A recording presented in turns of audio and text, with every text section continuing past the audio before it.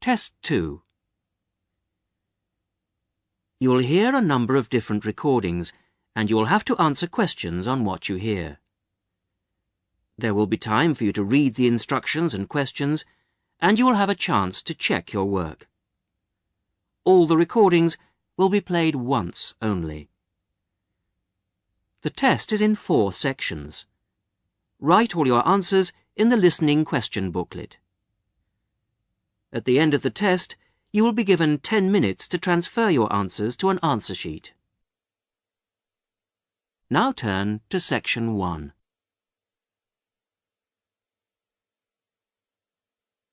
Section 1.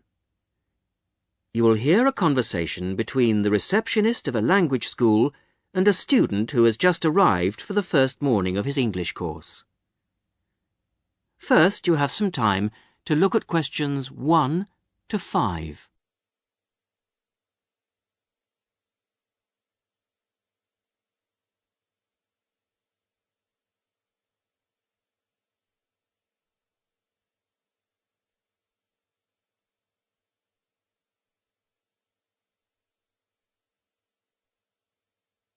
You will see that there is an example which has been done for you.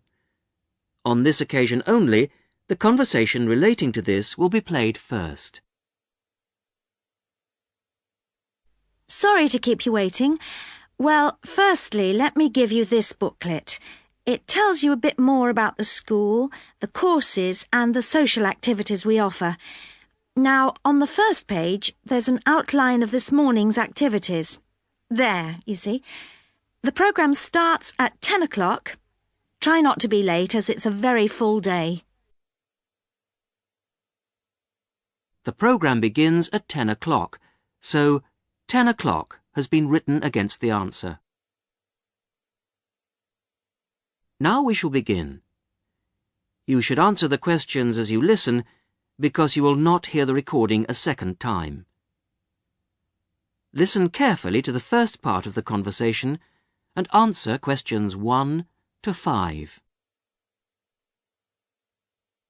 Sorry to keep you waiting. Well, firstly, let me give you this booklet.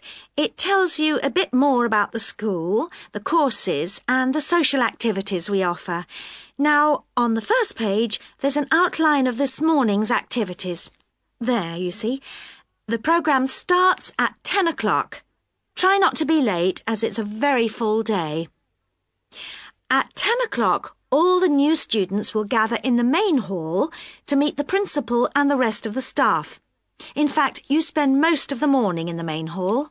Where's that? I'll show you in a minute. Just let me quickly run through this morning's events first, and then I'll explain how to get there. Yes, OK. Right, where were we? Yes, so the principal's talk will last about 15 minutes, and then the Director of Studies will talk to you for half an hour about the courses and the different requirements for each. After that, the Student Advisor will tell you about the various services and activities we offer to students. Any questions? So, all of this is in the main hall? That's right. And then you'll go next door to classroom 5 at 11 o'clock. What happens there? You'll have a test. Test? I don't like the sound of that. What sort of test? Oh, it's nothing to worry about. It's just a placement test to help us find your level of English so that we can put you in the right class. It won't last long. You now have some time to read questions 6 to 10.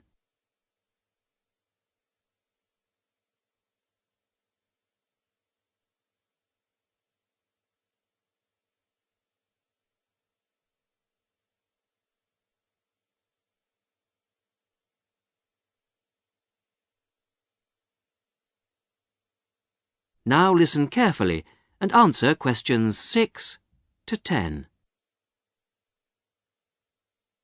But how do I find the main hall? Right. If you look on the back of the booklet I gave you, you'll see a map of the school. Let me show you. Look, you came in through the main entrance here, and now we're here at reception. Now, to get to the main hall, you walk on to the end of this corridor in front of you, and then you turn left. Walk along past the language laboratory and then past the library, which is next to the language lab on the same side, and facing you is the main hall at the end of the corridor. You can't miss it. So it's next to the library, in fact. Yes, that's right. I should be able to find that. And do you have a computer laboratory? Yes, we do. Could you tell me where that is? Certainly, yes. You go down to the end of this corridor again, but this time don't turn left, turn right away from the main hall. The computer lab is immediately on your right, OK? Mm-hmm. And where's the staff room in case I need to find a teacher at some stage? The staff room is near the main entrance, on the left over there, just opposite the reception desk. In a day or two, I'm sure you'll find your way around very easily. Oh, one last thing. Is there a student common room? Oh, yes, I forgot to mention that. It's this area here, very close to where we are now, to the right of the reception desk as you come in the main entrance. There's tea and coffee facilities there. Great. Thank you very much. You're welcome. That is the end of section 1. You will now have half a minute to check your answers.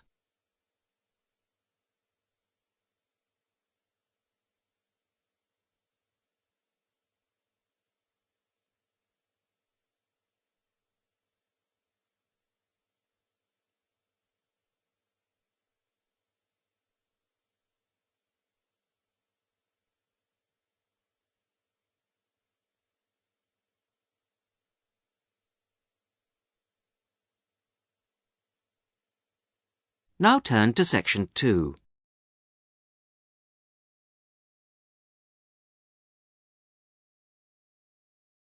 Section 2. You will hear a talk given to new students about a university advisory service. First, you have some time to look at questions 11 to 15.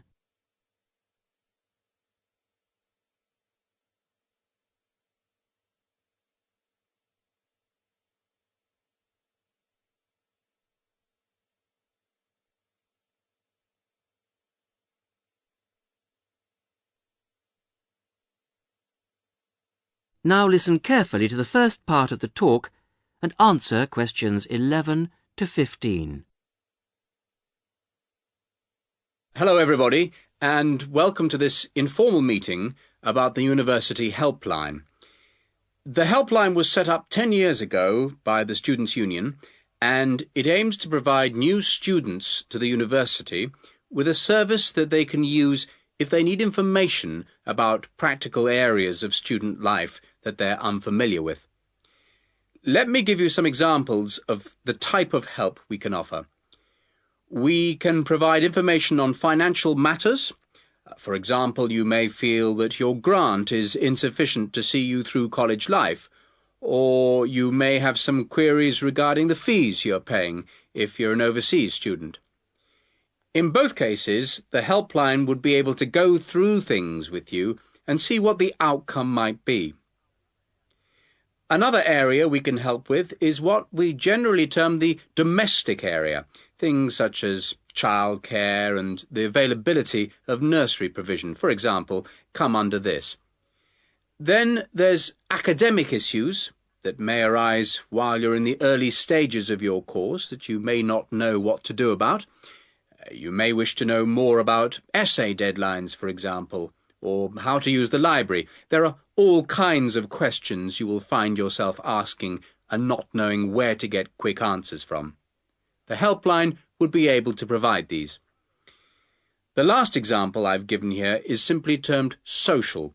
And yes, there is a lot of social life here, but you may have a particular interest you wish to pursue, or you may wish to participate in outings or trips if you don't know many people at the moment. Before you hear the rest of the talk, you have some time to look at questions 16 to 20.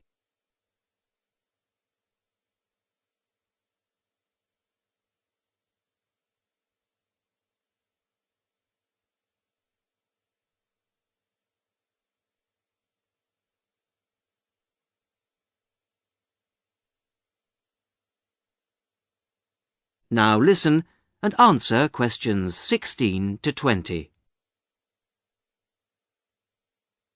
Let me give you some details so that you know where to go and who to see if you want to pay us a visit. Generally, you'll see our helpline officer, Jackie Kouachi. That's Kouachi. Jackie is a full-time employee of the Student Union, and she works in the Student Welfare Office. That's the office that deals with all matters related to student welfare, and it's located at 13 Marshall Road. I have some maps here for those of you who haven't been there yet. If you wish to ring the office, the number is 326-9940. That's 326-9940. The office is open between 9:30 and 6 o'clock on weekdays and from 10 to 4 on Saturdays. And there'll be somebody there, usually Jackie or myself, between those times. If you want to make an appointment, you can phone or call at the office in person. Please note that it may not be possible for anyone to see you straight away, particularly if it's a busy time, lunchtime for example, and you may have to go on the waiting list and then come back later. Well, enough from me. Any questions? That is the end of section 2. You will now have half a minute to check your answers.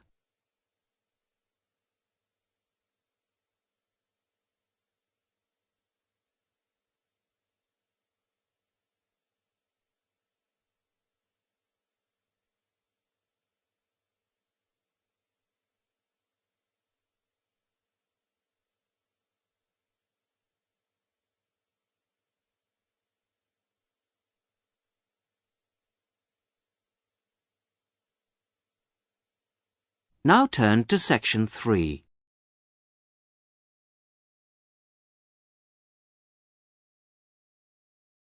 Section 3. You will hear the beginning of a tutorial on a business studies course. The tutor is discussing job interviews with two students, Muriel and Dave.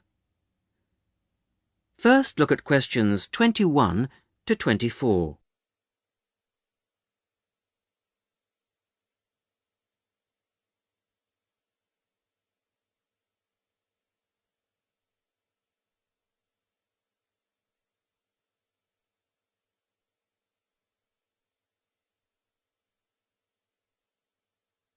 Now listen carefully and answer questions 21 to 24.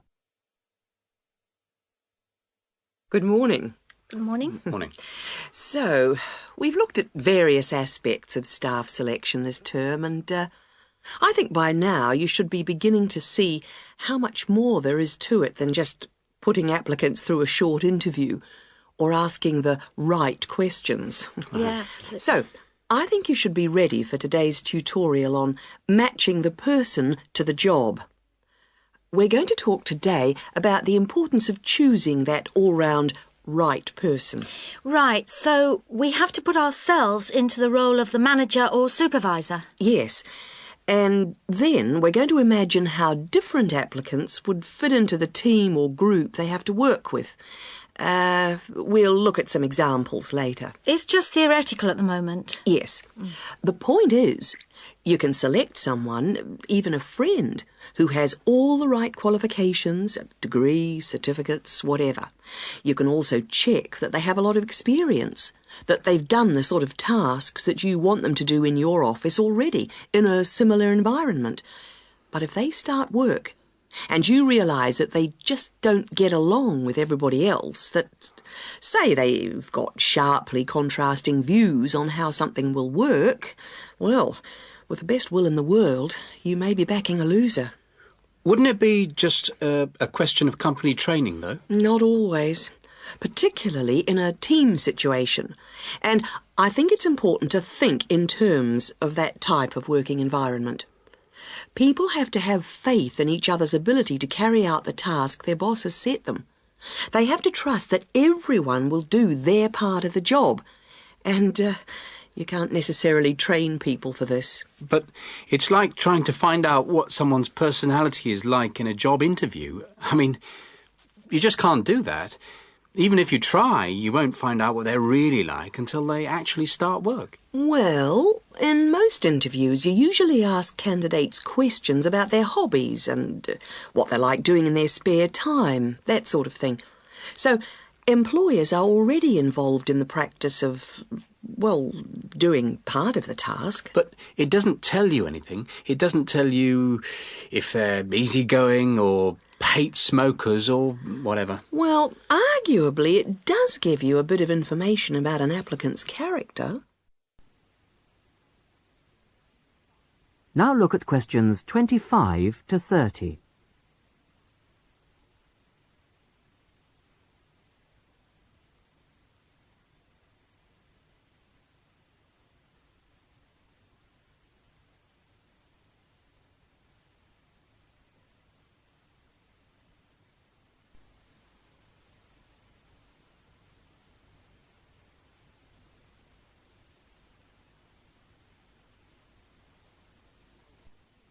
Now, as the tutorial continues, listen and answer questions 25 to 30.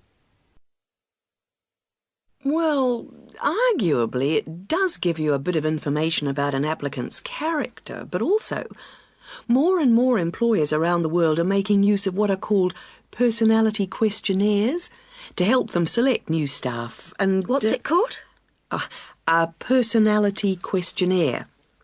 They have to be filled out by the candidates sometime during the selection procedure, often just before an interview. The idea is actually quite old. Apparently they were used by the ancient Chinese for picking out clerks and civil servants, and then later they were used by the military to put people in appropriate areas of work.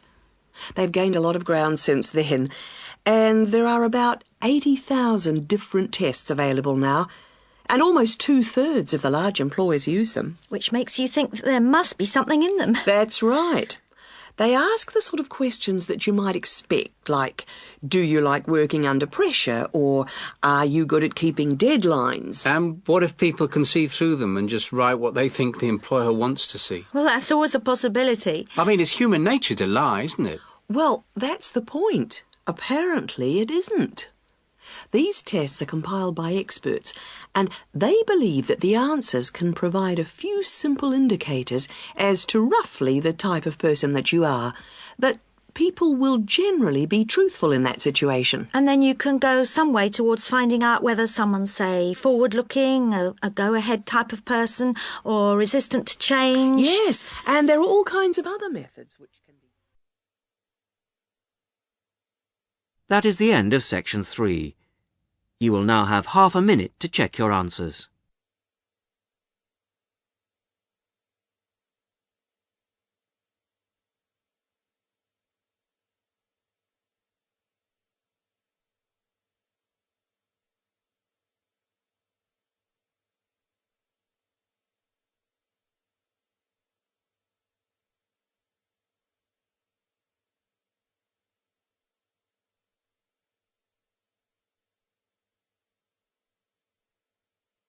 Now turn to section 4.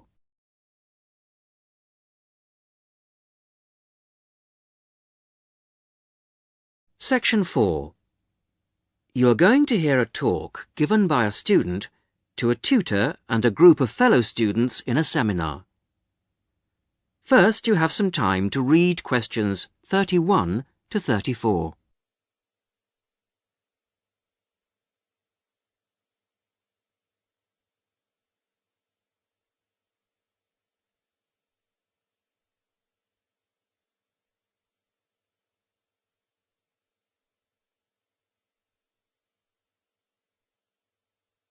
Now, as you listen to the beginning of the talk, answer questions 31 to 34. Right. Are we all here? OK. As you know, today Vivian is going to do a presentation on the hat-making project she did with her class during her last teaching practice. So, over to you, Vivian. Thanks. Mr. Yardley has asked me to describe to you the project I did as a student teacher at a secondary school in London. I was at this school for 6 weeks, and I taught a variety of subjects to a class of 14-year-old pupils. The project I chose to do was a hat-making project, and I think this project could easily be adapted to suit any age. So, to explain the project. After we'd done the research, we went back to the classroom to make 2 basic hat shapes using rolls of old wallpaper. We each made, first of all, a conical hat by, well, if I show you now, cutting out a circle and then making one cut up to the centre and then, overlapping the cut like this. A conical hat that sits on your head. The other hat we made was a little more complicated. First of all, we cut out a circle again, like this. Then you need a long piece with flaps on it. I've already made that bit, which I have here. You bend the flaps over and stick them with glue or Pritt stick to the underside of the circle, like this. Again, I've prepared this so that I don't get glue everywhere. The pupils do, of course, so you need plenty of covers for the table. And there you have a pillbox hat, as in pill and box. Now, variations and combinations of these 2 hat shapes form the basis of the pupils' final designs. Now you have some time to look at questions 35 to 40.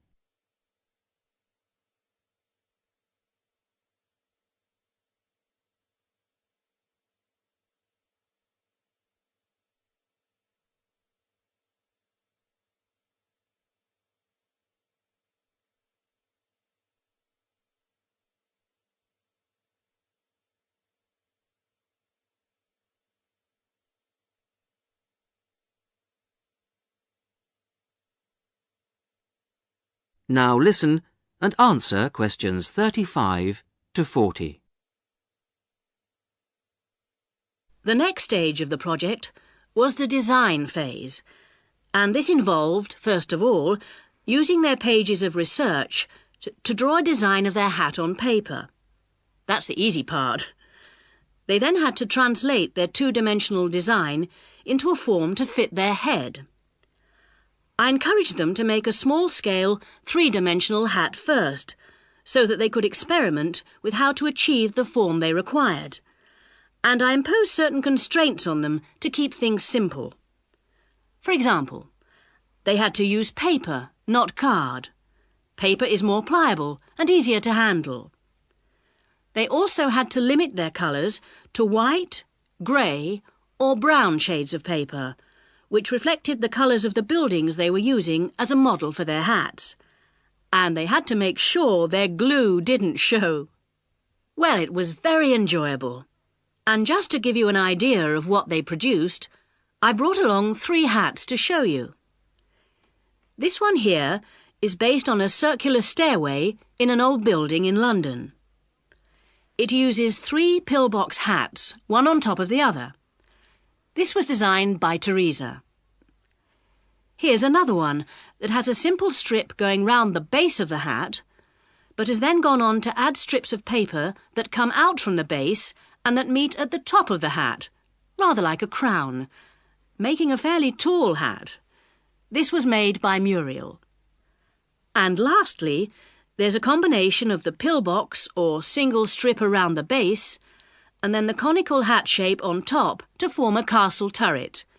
This was made by Fabrice, and there are many more that I could have brought. Thank you, Vivian. That was most interesting. Now, what we can learn from this is that... That is the end of section 4. You will now have half a minute to check your answers.